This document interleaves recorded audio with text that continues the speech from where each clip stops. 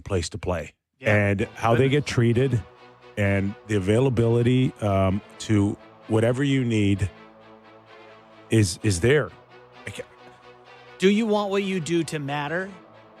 I don't know if that's good grammar. Do you want what? Anyway. What we do here? No, I'm saying if you're a player, yes, it matters here. Every day matters, and I think that's inspiring when you come into work. And for the record, I feel like what we do here matters every day because we get feedback, and so I love it. Yes. If no one was listening, I wouldn't enjoy doing it. None of us would be employed. Yeah. Right. But I find that people expect of the Toronto media it's unrealistic to say, come in here and talk up all the positive. good things right now. It's not a positive time. They're in a real pickle.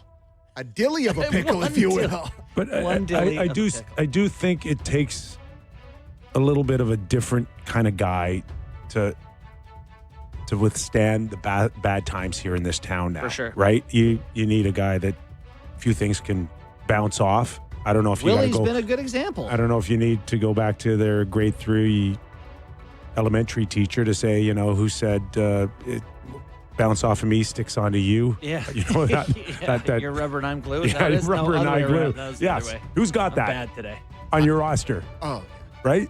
But in saying that, I did play for the Leafs, and we were at times picking up a Toronto Star, Social media makes it so much worse now. a Toronto Sun, a Globe and Mail, and we're like, okay, what are they saying? Yeah. Oh, this guy's got to go, right? That was the extent of it. Or he's not playing well, but like what they're dealing with today between all these shows and some of them just there's no guardrails. You can just say whatever you want. You can swear as much as you want. You can curse. You can just be as vicious as you want. Yeah. And it's okay. Yeah, there was a bit more of a journalistic standard once upon a time when there's 3 papers of record and it's tough to get the jobs, and a lot of it's gone. Yeah. Right? And that's the part. And if it's not the player listening, it'll be a brother, a sister, a buddy. It'll be a mom, a dad. It'll be somebody going back to the kid going, oh my God.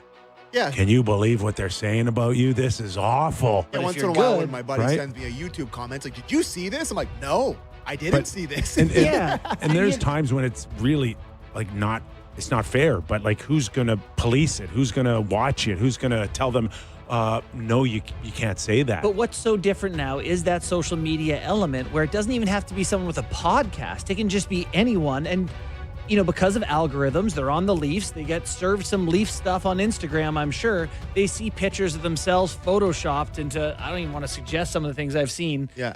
And it's like, I get how that could wear on you and it could be grating, but I think because people care, if you do well, you're going to get the opposite version of that too, the good stuff. And for some years, the Leafs did get that. God, I remember seeing Marner and Matthews, Bon Jovi singing along to that video 3,000 times. People couldn't have loved it more. Yeah. Until it was no more. Until you start losing. Yeah. Right? Yeah. But and I know you and I differ on some of the Marner stuff, and that's fine. But I think because it's cool to be somewhere people care, that's just the risk. You're right. It's not for everyone. I mean, and it does go too far. And it's it's the stuff that like he was reported golfing the next day after they got knocked out. Right. Which never happened. Right. But so what if it did? But people pick that up, and whether it's true or not, regardless, we're just going to start judging you on it, right? But like you say, what if he did? What if he didn't, though? Right? Like I just photoshopped or saw pictures of you as like in Iran a few minutes ago. Like people, but you're okay. I know. You're okay. I think. Maybe we need to talk.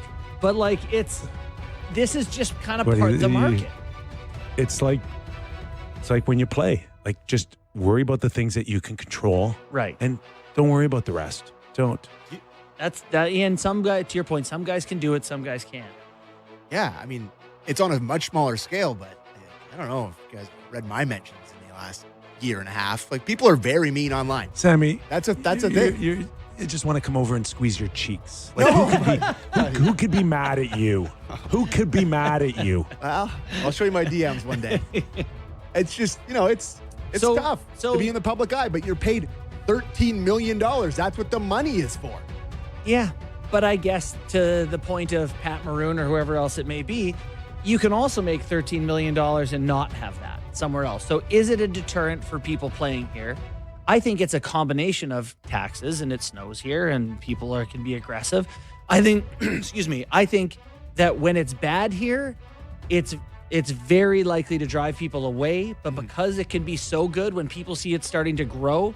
Look, I mean, Patrick Marleau was dying to come be a part of this. Joe Thornton was dying to come be a part of this. When it's going that direction, people see what it can be like in the positive. The other factor too, and I'll compare it to the parent that is sinking a lot of money in their kid, right? To go and practice 3 days a week, to get a skills coach, to being forced to buy a leather jacket and a hat, and then there's a price point that really puts a lot of pressure on you and the kid. And let's face it, there's a pressure point too for elite fans today, maybe more so than we've ever seen over the course of this franchise history. You're talking financial. Yes, I'm saying that also there is a feel out there that we don't mind paying top dollar, but Sure. not premium product. not for that product. Right. Not. And it's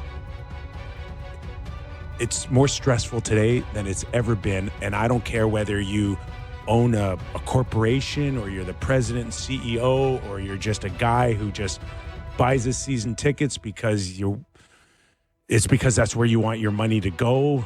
But like everybody's feeling that now. It's like I'm okay, but I need a better product. And that also spills into that whole where's the temperature of the city right now for the Toronto Maple Leafs. Yeah, I mean, I'll say this. It's much more reasonable to get into a Leafs game than it's been in a long time right now. So, I mean, that kind of tells you where people are at. That's winning and losing. And it might be new to the Leafs too, because Kipper, it's not always been like winning and losing, buddy. No. But when you've lost in the past, there was less worry about that price point that I'm talking about. And now you could probably get into tonight's game in the building for $70. No, I think it's more in the 90 range. Okay. But still, all right. Under 100 for a Leafs game's unheard of. Florida Panthers, 2-time Stanley Cup champions. They're not in it right now. $48. I talked to a guy who got lower bowls for $50. Yeah, but they've never cared. So it's still comparing the Leafs to Florida is a completely different. No. But now in 2026, now you can compare. This is what happens when the product